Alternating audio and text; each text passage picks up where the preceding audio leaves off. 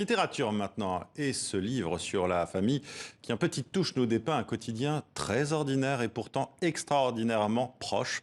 Merci Jonas Hassan-Khemiri d'être avec nous en direct sur TV5 Monde.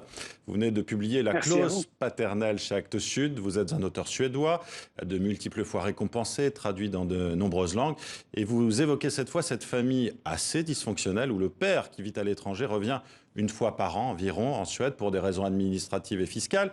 Il a passé un accord avec son fils, une clause paternelle justement. Il lui a donné son appartement, mais en échange donc, son fils devra s'occuper de lui et de toutes ses affaires quand il sera en Suède. Une clause paternelle qui commence à se fêler au début de votre roman. Première question que j'ai envie de vous poser, ce livre est-il celui de la rancœur familiale?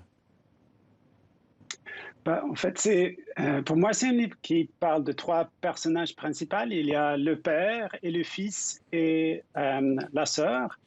Et on les suit pendant 10 jours à Stockholm. Et comme vous dites, c'est 10 jours un peu intenses parce qu'il y a cette clause paternelle qui est en fait la responsabilité du fils d'aider son père.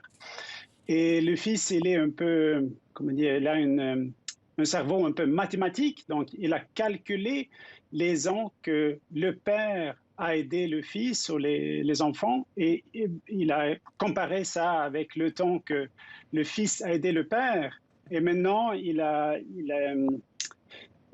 se dit qu'il faut changer quelque chose, ils veulent tout simplement que les responsabilités de famille changent.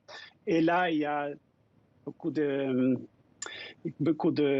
changements, il y a beaucoup de conséquences graves. Oui, cette clause Je dois vous paternelle. dire, Oui, juste allez-y. en parlant de ça, je ne sais pas si vous voyez mon doigt là. Oui, on le voit, Je, tout à fait. je dois vous dire que c'est pas une blessure d'écriture. En fait, c'est moi qui ai mis mon doigt dans une porte. Ah, Mais ça va. mais vous allez bien. Bon, cette clause paternelle, vous l'avez dit, elle commence aussi à se briser donc au moment où le fils devient père, lui aussi. Il a donc une petite fille de 4 ans et un petit garçon d'un an. C'est pas anodin, ça. Hein, on a l'impression que c'est un moment pour régler ses comptes aussi, non? Oui.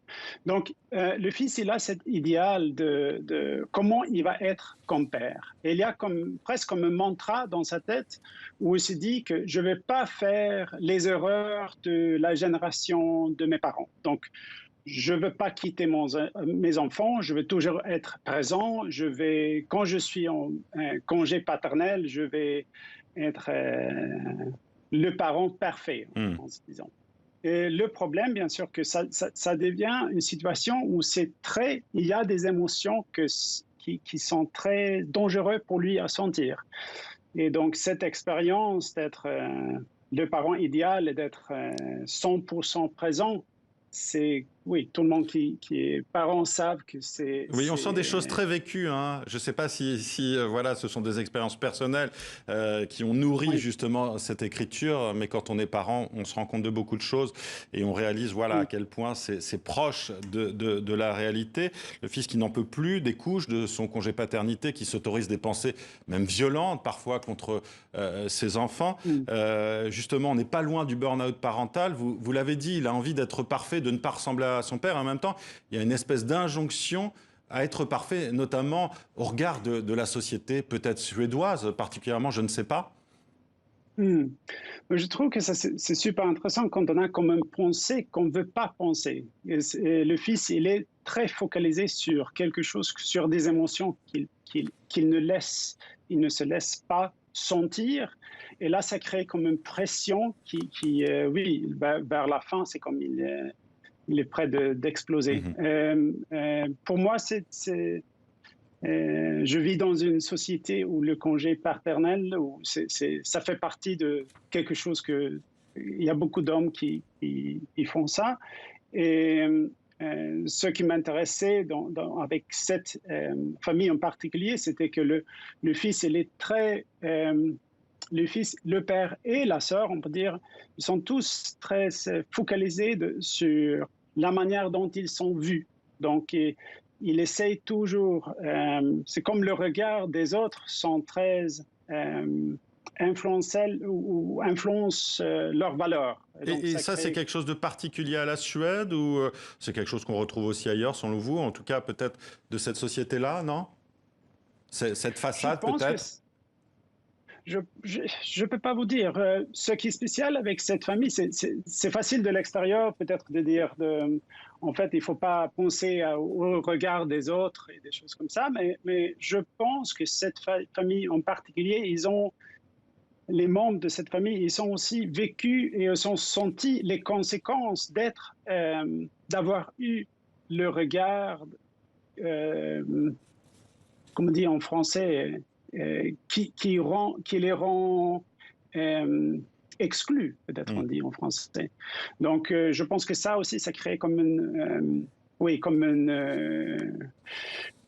que les regards des autres a des conséquences graves pour cette famille. Et on a aussi l'impression donc qu'au final, il est difficile de se sentir aimé au sein de cette famille et qu'en même temps, le père et le fils, avec cette clause paternelle, ont conservé un lien, mais qui est également un obstacle. Hein. Oui, pour moi, ce livre, c'est presque comme un hommage aux gens qui quittent pas ces enfants. Parce que c'est vraiment c'est quelque chose qui revient dans beaucoup de choses que j'ai écrites, cette fascination d'absence. Qu'est-ce qui se passe quand il y a quelqu'un qui est absent dans une famille ou dans une relation généralement? Et si je suis fasciné du fait que, est-ce que c'est possible de remplacer quelqu'un qui est absent avec des mots? Donc, je ne suis pas sûr si c'est possible, mais en tout cas, vous le décrivez très bien. Et je vous remercie d'avoir été avec nous, Jonas Hassan Khemiri, en direct sur TV5 Monde. Je rappelle donc que La clause paternelle est publiée chez Actes Sud et que c'est un livre passionnant. Merci d'avoir été avec nous.